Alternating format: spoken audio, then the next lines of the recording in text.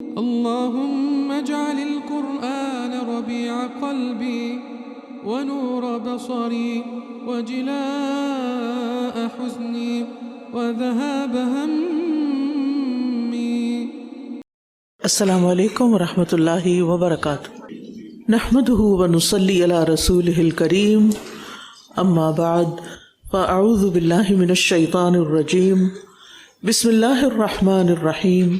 رب اشرح لی صدری ویسر لی امری واحلل عقدۃ من لسانی یفقہوا قولی. وما منعہم ان تقبل منہم نفقاتہم، اور ان کے صدقات قبول ہونے میں یہی بات مانے ہوئی کہ انہوں نے اللہ اور اس کے رسول کا انکار کیا، اور یہ نماز کے لیے نہیں آتے مگر اس حال میں کہ یہ سست ہوتے ہیں، اور یہ خرچ نہیں کرتے مگر اس حال میں کہ یہ ناپسند کرنے والے ہیں. یہاں اللہ تعالیٰ نے ان 3 بنیادی بیماریوں کی نشاندہی کر دی جن کی وجہ سے منافقین کی نیکیاں یعنی مالی قربانیاں ریجیکٹ کر دی جاتی ہیں، رد کر دی جاتی ہیں. یہ ان کے عمل کے لیے رکاوٹ ہے. نمبر 1، اللہ اور اس کے رسول کا انکار، کیونکہ یہ تو بنیاد ہے نا ہر نیک عمل کے قبول ہونے کی. نمبر 2، نماز کو سستی سے پڑھنا. اگر کوئی شخص اللہ اور رسول کو مانتا ہے لیکن نماز کا کوئی شوق نہیں، اس کو بڑی مجبوری سے پڑھتا ہے، نہ اللہ کی محبت، نہ شوق، نہ خشوع، بس مفت کی ایک بیگار، تو یہ چیز بھی انسان کی باقی نیکیوں کے لیے نقصان دہ. اللہ سے نماز کی محبت مانگیں. جب میرے اوپر ایسی کیفیت آتی تھی نا کہ ذرا کسی بھی کام یا مصروفیت یا تھکاوٹ یا بیماری کی وجہ سے بوجھل لگتی تھی، تو میں نے کہا یہ تو کوئی بات نہ ہوئی کہ جس چیز سے اللہ راضی ہوتا ہے، جو چیز سب سے زیادہ اللہ کے قریب کرتی ہے سجدے میں، وہی مشکل لگے. تو میں نے اللہ سے نماز کی محبت مانگنا شروع کر دی کہ اللہ میرے دل میں یہ محبت ڈال دے، بس مجھے انتظار رہا کرے، میں شوق سے تیرے در پہ حاضر ہوا کروں، کبھی بھی مجھے یہ بوجھ نہ لگے. اور واقعی دعاؤں کا فائدہ ہوتا ہے. تو ہم سب کو سوچنا چاہیے کہ کیا میرا دھیان نماز کے وقت کی طرف لگا رہتا ہے؟ کیا میں سوتے ہوئے صبح کا الارم لگاتی ہوں کہ کہیں نماز نہ چلی جائے؟ کیا مجھے فکر ہوتی ہے؟ کیونکہ اگر نماز ضائع کر دی نا، سارے اعمال برباد ہو جائیں گے. تیسری چیز، اللہ کی راہ میں مال بس مجبوراً دینا، نہ خوشی سے دینا، خوش ہو کے نہ دینا. تو جو عمل خوش ہو کے نہ کیا جائے وہ کون قبول کرتا ہے؟ چلے وہ تو اللہ ہے نا، اللہ بہت بڑا، میں اور آپ تو کچھ بھی نہیں. اگر ہمیں پتہ چل جائے کہ یہ شخص جو مجھے کچھ دے رہا ہے، احسان جتا کے دے رہا ہے اور مجبوراً دے رہا ہے، اس کا دل نہیں دینے کو، آپ کو کیسا لگے گا؟ لینا چاہیں گے؟ آپ لینا ہی نہیں چاہیں گے، آپ ادھر ماریں گے، رکھو اپنے پاس، مجھے نہیں چاہیے. جب تمہاری محبت ہی نہیں تو مجھے یہ کیا کرنا ہے؟ اور محبت سے دی ہوئی چھوٹی سی چیز بھی ایسی دل کو لگتی ہے کہ انسان ساری زندگی اس کو نشانی بنا کے رکھ لیتا ہے، اس کے ساتھ اس کے سینٹیمنٹس وابستہ ہو جاتے ہیں. تو وہ تو اللہ ہے، سب کچھ جانتا ہے ہم کس دل سے دے رہے ہیں. جب بھی دل میں کچھ آئے نہ آئے اب یہ خرچ کرنا پڑے گا، فوراً اپنا جائزہ لے کے سیدھا کر لیا کریں اس کو، نہیں اللہ مجھے آپ کی رضا چاہیے، میں کبھی بھی یہ نہیں سوچوں گی. تو آپ دیکھیں گے وہ دے کے آپ کو خوشی آنے لگے گی، پھر بوجھ نہیں لگے گا. منافق جو ہوتا ہے نا، وہ نیکی لوگوں کے خوف کی وجہ سے کرتا ہے، سستی اسی لیے اس کو آتی ہے کہ اب لوگ کیا کہیں گے، نماز ہی نہیں پڑھی. مومن دل کے شوق سے کرتا ہے، لوگوں کے خوف سے نہیں. نماز کیا ہے؟ اللہ کی ملاقات. اللہ سے ملاقات کو دل نہیں چاہتا؟ کتنی عجیب بات ہے. یہ شیطان نے قابو پایا ہوا ہے، اور اللہ کی خاطر نہیں دیتے جس نے کئی گنا بڑھا کے واپس دینا ہے. تو اپنے ہر عمل سے پہلے رک کے پوچھیں کیوں کر رہا ہوں، کس جذبے سے کر رہا ہوں، لوگوں کے لیے کر رہا ہوں، دکھاوے کے لیے کر رہا ہوں، یا اللہ کی خاطر کر رہا ہوں. فلا تعجبک اموالہم ولا اولادہم، بس ان کے مال اور ان کی اولاد آپ کو تعجب میں نہ ڈالیں. یہ مال سمیٹ کے کیوں رکھتے ہیں؟ کیونکہ یہ سارے کا سارا اپنے اوپر یا اپنی اولاد پر ہی خرچ کرنا چاہتے ہیں، دین کے راستے میں نہیں دینا چاہتے، غریبوں کی مدد نہیں کرنا چاہتے. فرمایا کہ پھر اس پر آپ تعجب نہ کریں، خوش نہ ہوں. بے شک اللہ یہی چاہتا ہے کہ ان کے ذریعے، کس کے ذریعے؟ مال اور اولاد کے ذریعے انہیں دنیا کی زندگی میں عذاب دے، تکلیف میں رکھے، اور ان کی جانیں اس حال میں نکلیں کہ یہ کافر ہوں. یاد رکھیے، مال اور اولاد نعمت بھی ہیں اور عذاب بھی ہیں.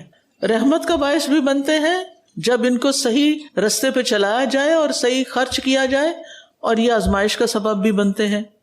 یعنی مال اور اولاد جو ہیں یہ ہمارے لیے آزمائش ہے، ایک فتنہ ہے. ایسی چیزیں جب ہمیں اللہ کے رستے سے روکتی ہیں نا، تب یہ فتنہ ہوتی ہیں، اور جب یہ چیزیں ہمیں اللہ کے رستے میں، اللہ کی عبادت میں مددگار ہوتی ہیں تو یہ بہت بڑی نعمت ہوتی ہیں. صحیح معنوں میں قرۃ اعین ہوتی ہیں، آنکھوں کی ٹھنڈک ہوتی ہیں.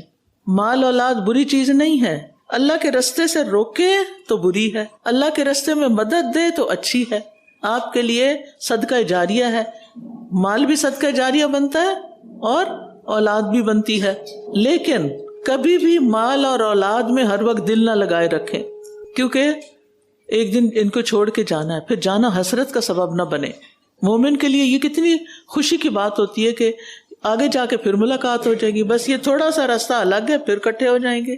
اس لیے مومن اپنی اولاد کو پھر دین پر ہی رکھتا ہے تاکہ جدائی نہ ہو۔ تو نعمت صرف وہ نہیں جو دیکھنے میں نعمت لگے، نعمت وہ ہے جو آپ کو اللہ کے قریب کر دے اور پھر آپ اس پر اللہ کی رحمت پا سکیں۔ وَيَحْلِفُونَ بِاللَّهِ، اور یہ اللہ کی قسمیں کھاتے ہیں کہ بے شک یہ تم ہی میں سے ہیں، حالانکہ یہ تم میں سے نہیں ہیں، لیکن یہ ایسے لوگ ہیں جو ڈرتے رہتے ہیں۔ منافقین جو تھے وہ کثرت سے قسمیں کھاتے تھے کہ وہ تمہارے ساتھ ہیں، تو اللہ تعالیٰ نے فرمایا وَمَا هُم مِّنكُمْ، یہ تمہارے ساتھی کوئی نہیں ہے، یہ بس ڈرتے رہتے ہیں اس لیے تمہارا ساتھ دے رہے ہیں۔ تو ایمان جو ہوتا ہے وہ انسان کو بہادر بناتا ہے۔ اپنی زندگی میں سچائی اور واضح رخ اختیار کریں۔ لو یجدون ملجأ او مغارات او مدخلا لولوا الیہ وہم یجمحون، اگر یہ کوئی جائے پناہ یا کوئی غار یا کوئی گھس بیٹھنے کی جگہ پا لیں تو سر پٹ دوڑتے ہوئے اس کی طرف بھاگ جائیں گے۔ یعنی یہ منافقین کے دلوں کی کیفیت بیان کی جا رہی ہے کہ وہ مومنوں سے بہت زیادہ بیزار اور خوف زدہ ہوتے ہیں۔ یہاں منافقین کے دلوں کی کیفیت بیان کی گئی ہے۔ کیا؟ غور سے سنیے، وہ مومنوں سے بہت زیادہ بیزار اور خوف زدہ رہتے ہیں۔ منافق کیا کرتے ہیں؟ مومنوں سے بیزار رہتے ہیں، ایمان والوں سے بیزار ہوتے ہیں اور خوف زدہ بھی ہوتے ہیں، اور اگر کوئی پناہ گاہ، محفوظ جگہ، چھپنے کی جگہ ملے تو چھپ جاتے ہیں۔ مسلمانوں کے درمیان ان کا دم گھٹتا ہے، نیک مجلسوں میں ان کا دم گھٹتا ہے، مجبوری میں آتے ہیں مساجد میں، مجبوری میں آتے ہیں ایسی مجالس میں۔ اگر انہیں کہیں بھی چھپنے کا موقع ملے، چاہے وہ غار جیسی بھیانک جگہ ہو یا زمین کے اندر کوئی ٹنل ہو، ادھر جانا پسند کریں گے مسلمانوں کی صحبت کی نسبت۔ سوچئے ذرا، یعنی اس سے پتہ چلتا ہے کہ وہ دین والوں سے دور بھاگنے کے لیے کتنے بے چین ہیں، اور ان کے دلوں میں ان کے لیے کتنی نفرت ہے کہ وہ تمہارے ساتھ ایک لمحے کے لیے بھی نہیں رہنا چاہتے۔ تو اس سے پتہ چلتا ہے کہ منافقین کی زندگی ایک مستقل ذہنی اذیت تھی کہ مسلمانوں کے ساتھ اٹھنا بیٹھنا، نمازیں پڑھنا، جنگوں میں جانا، تعلیم کے لیے جانا، یہ سب کام ان کو بڑے بھاری لگتے۔ نماز بری لگتی تھی، صدقہ برا لگتا تھا، جہاد میں جانا برا لگتا تھا، مسلمانوں کی مجلسیں بری لگتی تھی۔ جب دل میں ایمان نہیں ہوتا نا تو نیک لوگوں کی صحبت اور اللہ کی عبادت ایک جیل محسوس ہوتی ہے، اور جن کے دل میں ایمان ہوتا ہے ان کے لیے مسجد جنت کا باغ ہوتی ہے۔ اپنے دل کو ٹٹولیں، آپ کو کیسا لگتا ہے، اور اگر نہیں دل لگتا نا ایسی مجالس میں تو اللہ سے مدد مانگیں۔ وَمِنْهُمْ مَنْ يَلْمِزُكَ فِي الصَّدَقَاتِ، اور ان میں سے کچھ ایسے ہیں جو صدقات کی تقسیم کے بارے میں آپ پہ الزام لگاتے۔ سبحان اللہ، اللہ کے رسول اور صحابہ پہ الزام تراشی، یہ کوئی مومن کر سکتا ہے؟ پھر اگر یہ ان میں سے کچھ دے دیے جائیں تو خوش ہو جاتے ہیں، اور اگر یہ ان میں سے کچھ نہ دیا جائے تو یکدم ناراض ہو جاتے ہیں۔ یہ بھی منافقت، ان کی مٹیریلسٹک اپروچ کا پتہ چلتا ہے یہاں کہ اشارے کنایے میں مومنوں کو تانے دیتے رہتے ہیں، ان پہ کوئی نہ کوئی عیب لگاتے رہتے ہیں، کوئی نہ کوئی خلاف بات کرتے ہی رہتے ہیں۔ آج بھی آپ دیکھیں کہ کچھ لوگ ایسے ہوں گے، اللہ آپ کو دکھائے گا اور سجائے گا، کوئی فائدہ حاصل ہو رہا ہو پھر خوش ہیں، اور اگر کوئی اپرچونٹی نہ دی جائے پھر ناراض ہیں۔ کیونکہ منافق کا دین اور ایمان اس کا ذاتی مفاد ہوتا ہے، وہ صرف اپنے پرسنل بینیفٹ کے لیے کام کرتا ہے۔ جہاں اس کو واہ واہ ملے وہاں بڑا خوش ہوتا ہے، اور جہاں اس کو کسی ڈسپلن میں لانے کی کوشش کی جائے تو وہاں سے وہ بھاگ جاتا ہے۔ اور اوور آل ہم سب کو سوچنا چاہیے کہ اگر ہمارا رویہ اس پہ بدل جاتا ہے کہ ہمیں وہ نہیں ملا جو ہم چاہ رہے ہیں، تو کیا واقعی ہم کسی نیک مقصد کے لیے کسی ادارے سے جڑے ہوئے یا دین کے کام سے جڑے ہوئے ہیں؟ آپ کیا ادارے کی انتظامیہ یا اس کی لیڈرشپ پہ صرف اس لیے بات کرتے ہیں کہ وہ آپ کو وہ سب نہیں دے رہے جو آپ چاہتے ہیں؟ کیونکہ ان کی کئی مجبوریاں بھی ہوتی ہیں، وہ ہر ایک کو خوش نہیں رکھ سکتے، ہر ایک کو وہ نہیں دے سکتے جو لوگ چاہتے ہیں۔ تو اپنی خوشی غمی مال و دولت سے نہ جوڑیں، اپنی خوشی غمی لوگوں کے دینے نہ دینے سے نہ جوڑیں، اپنی خوشی غمی اور اپنے کام کی رفتار مقصد کے لیے رکھیں۔ تو ہم سب کو اپنا محاسبہ کرنا چاہیے کہ کیا ہماری دینداری صرف اس وقت تک ہے جب ہمیں اس سے کوئی دنیا کا فائدہ یا من کا فائدہ ملے، کیا ہم اللہ کے فیصلوں پر اس وقت بھی راضی رہتے ہیں جب وہ ہماری مرضی کے خلاف جا رہے ہوں؟ پھر بھی اللہ سے راضی ہوتے ہیں؟ کیا پھر بھی رضیت باللہ ربًا کہتے ہیں؟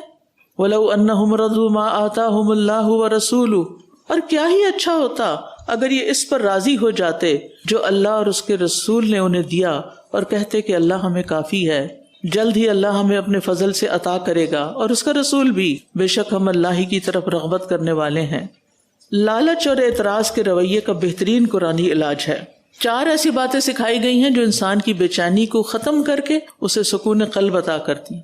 نمبر 1، رضوا ما آتاہم اللہ، آج تک جو آپ کے پاس ہے نا، جو بھی ملا ہوا ہے اس پہ راضی ہو جائیں۔ کچھ لوگ جو ملا ہوا ہے اس پہ راضی نہیں ہوتے، جو دوسروں کے پاس ہے اس پہ نظر رکھے ہوئے ہیں، اوروں کو زیادہ کیوں مل گیا، میرے پاس کیوں نہیں، اس پہ پریشان رہتے ہیں۔ نمبر 2، حسبنا اللہ، یہ انسان کو سکون دیتا ہے، میرے لیے میرا اللہ کافی ہے، ان کے اندر سے لالچ نکل جاتا ہے۔ تیسری بات، سیؤتینا اللہ من فضلہ، امید کا پیغام، آج اگر کم بھی ہے تو شکوہ نہیں کریں گے، ہمیں بہتر مستقبل کی امید ہے، اللہ اپنے فضل کے خزانے کھولنے پہ قادر ہے۔ چوتھی بات، انا الی اللہ راغبون، ہماری رغبت، تڑپ، شوق، منزل مادی دنیا نہیں ہونی چاہیے، اللہ کی ذات ہونی چاہیے۔ ہم اللہ کی طرف جانے میں رغبت رکھتے ہیں، اللہ کی رضا حاصل کرنا چاہتے ہیں۔ تو جب کبھی کسی حسد یا کمتری کا احساس ہو تو پڑھیں حسبنا اللہ، اس کا ورد کریں۔ لوگوں سے گلے کرنے کی بجائے اللہ کے فضل سے امید رکھیں۔ اللہ سے مانگنا عزت ہے، بندوں سے مانگنا ذلت ہے، اور جو نہیں ملا سوچے میرے حق میں بہتر ہی نہیں تھا، اور جو اللہ نے دیا ہے وہ اس کی رحمت ہے۔ انما الصدقات للفقراء والمساکین والعاملین علیہا، بے شک صدقات یعنی زکوٰۃ تو دراصل فقراء اور مساکین اور ان کا انتظام کرنے پر معمور لوگوں کے لیے ہیں، اور ان کے لیے جن کے دلوں میں الفت ڈالنا مطلوب ہے، یعنی دین کی محبت ڈالنا، جیسے نان مسلمز، اور گردنوں کے آزاد کرنے میں، اور قرض داروں کے لیے جو اپنی شدید ضرورت پوری کرنے کے لیے قرضہ لے لیں اور پھر ادا نہ کر پا رہے ہوں، اور اللہ کے راستے میں، دین کی تبلیغ میں، دین کی دعوت کے کاموں میں، دین کی ترقی میں، اور مسافر کے لیے یہ ایک فریضہ ہے اللہ کی طرف سے، اور اللہ بہت علم والا، خوب حکمت والا ہے۔ یہ اسلامی معاشی نظام کا ایک اہم ستون ہے۔ اس آیت نے زکوٰۃ کو ایک باقاعدہ سوشل سیکیورٹی سسٹم بنا دیا ہے۔ سب سے بڑا سبق یہ ہے کہ زکوٰۃ کس کو دینی ہے، یہ فیصلہ نہ تو کسی عالم نے کیا ہے، نہ مولوی نے، نہ کسی بادشاہ نے، بلکہ یہ اللہ تعالیٰ نے خود کر دیا ہے کہ کس کس کو آپ زکوٰۃ دیں گے۔ اب آپ اپنی مرضی سے تقسیم نہیں کرتے پھریں گے۔ زکوٰۃ کے مصارف میں پہلے 2 فقراء اور مساکین، پھر تیسرے جو زکوٰۃ کا کام یعنی حساب کتاب کر رہے ہوں، لین دین کر رہے ہوں، فل ٹائم ورکرز جو ہوتے ہیں، اور پھر اس کے بعد چوتھے، اسلام صرف اپنوں کی فکر نہیں کرتا، دوسروں کا دل جیتنے کے لیے، اسلام دشمنی ختم کرنے کے لیے بھی ترغیب دیتا ہے۔ پھر 5ویں، پھر رقاب، غلاموں کی آزادی۔ اس سے پتہ چلتا ہے کہ اسلام انسانیت کی آزادی کا سب سے بڑا علمبردار ہے کہ اس نے زکوٰۃ میں ان لوگوں کے لیے حصہ رکھ دیا کہ جو غلام ہیں ان کو آزاد کیا جائے۔ اور پھر والغارمین، اور کس پر؟ مقروض لوگ جو کسی آفت کی وجہ سے کسی قرضے میں دب جائیں، وفی سبیل اللہ، اور دین کی خدمت میں، اور وابن السبیل، اور مسافر جس کا سب کچھ لٹ جائے، جس کے پاس کچھ نہ ہو، وہ فقیر مسکین ہی بن جائے۔ وَمِنْهُمُ الَّذِينَ يُؤْذُونَ النَّبِيَّ، اور ان میں سے کچھ وہ ہیں جو نبی کو اذیت دیتے ہیں اور کہتے ہیں کہ وہ کان کا کچا ہے، ہر ایک کی سن لیتا، ہر ایک کو دے دیتا ہے۔ کہہ دیجئے کان تمہارے لیے بہتر ہے، وہ اللہ پر ایمان رکھتا اور اہل ایمان پر اعتماد کرتا ہے، اور ان لوگوں کے لیے باعث رحمت ہے جو تم میں سے ایمان لائے، اور جو لوگ اللہ کے رسول کو اذیت دیتے ہیں ان کے لیے دردناک عذاب ہے۔ یہاں منافقین کی ایسی گستاخی کا ذکر ہے جو انہوں نے نبی صلی اللہ علیہ وسلم کی انتہائی نرم مزاجی اور اعلیٰ ظرفی کا ناجائز فائدہ اٹھاتے ہوئے کی۔ منافقین جب نبی صلی اللہ علیہ وسلم کی مجلس میں جھوٹے بہانے بناتے یا صفائیاں پیش کرتے تو آپ ان کی باتیں خاموشی سے سن لیتے، اور مربت کی وجہ سے انہیں جھوٹا نہیں کہتے تھے۔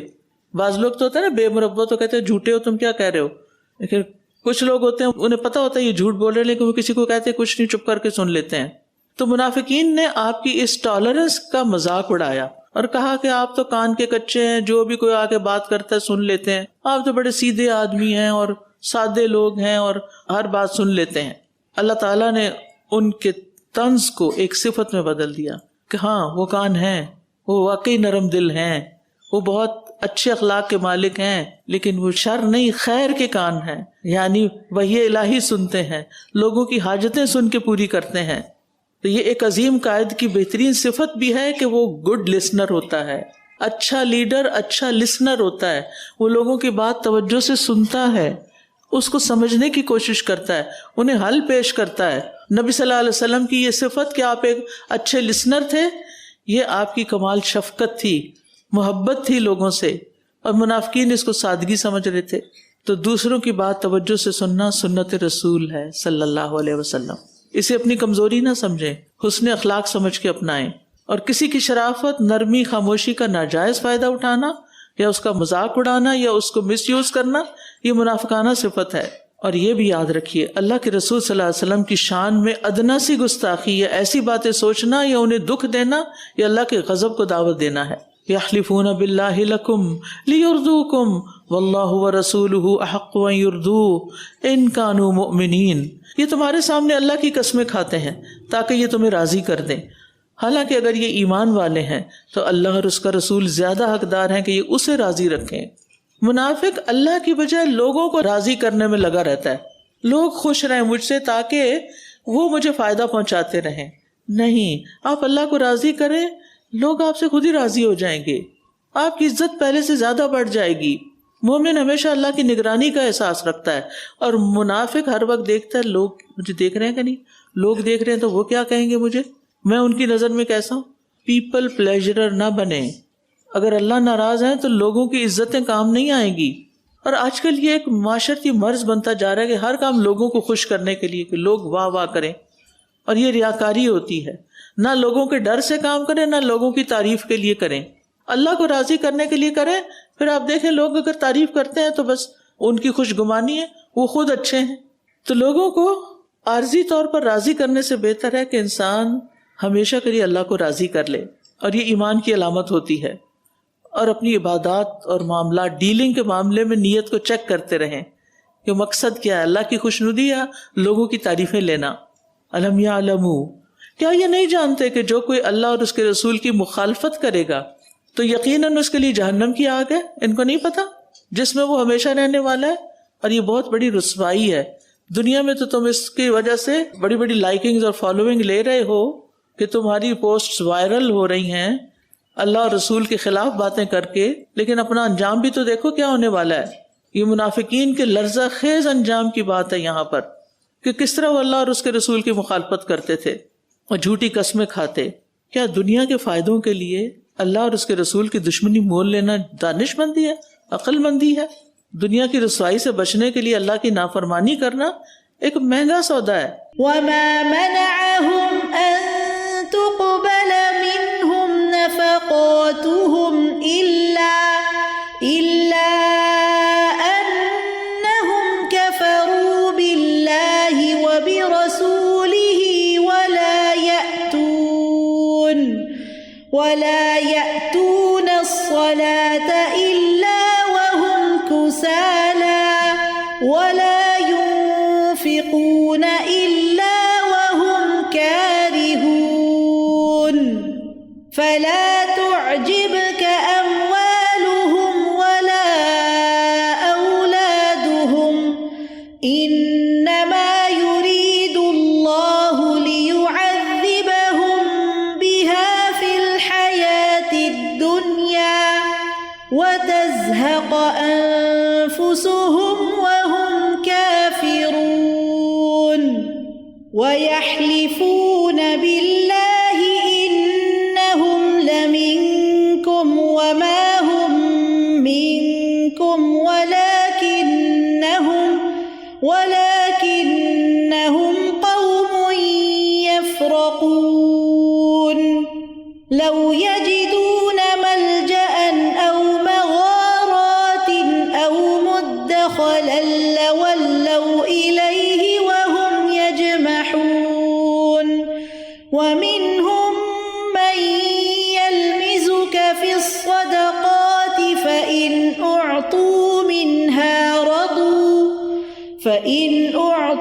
مِنْهَا رَضُوا وَإِنْ لَمْ يُعْطَوْا مِنْهَا إِذَا هُمْ يَسْخَطُونَ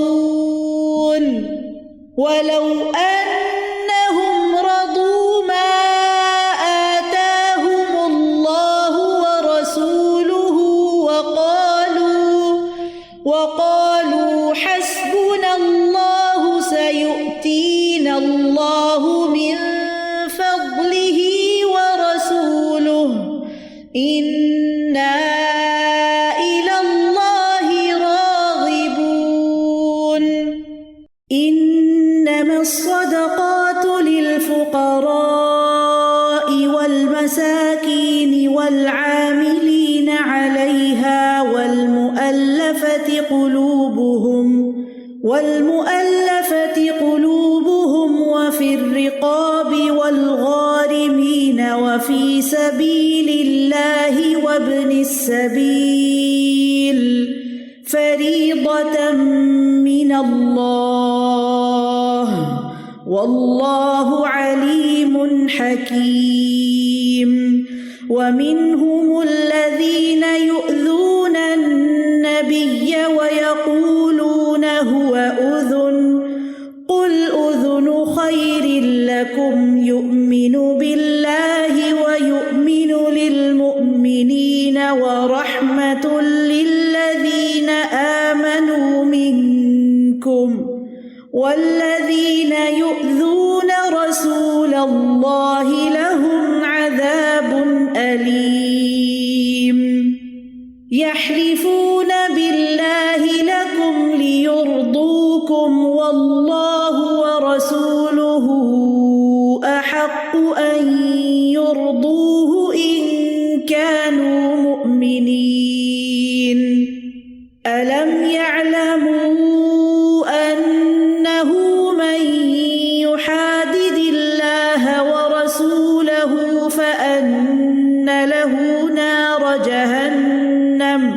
فأن له نار جهنم خالدا فيها ذلك الخزي العظيم. اللهم اجعل القرآن ربيع قلبي ونور بصري وجلاء حزني وذهاب همي